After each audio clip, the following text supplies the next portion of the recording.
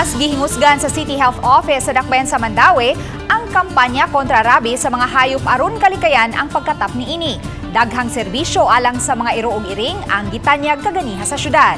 Ang detalye sa report ni Nico Sereno.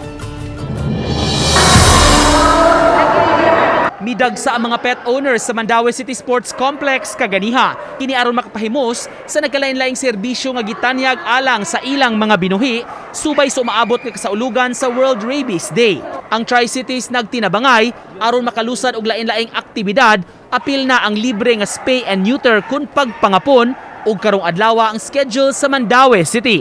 Ang mga veterinaryo may rekomendar sa ligate ug kapon sa mga hayop aron makontrolar ang ilang populasyon ug dali maatiman ang mga anak. Importante sab kuno nga makontrolar ang rabies maong gihingusgan ang vaccination. We are working together to end rabies, hopefully by 2030. Sa kalihukan kaganiha, gitanyag sab ang pagbutang og microchip sa mga binuhing iro ug iring. Ang microchip nga i-implant ilawom sa panit sa hayop makatabang sa ilang permanente nga identification method ug sayon nga pag-trace kanila. May scanner aron daling mailhan ang pet kung ugaling mawala kini ug ma-access sab ang ilang vaccination records. The benefits of having this is natay online na pet record na perpetual and conveniently accessed and by any internet na device, phone. Uban ni Godfrey Relien, Nico Sereno, Balitang Bisdak.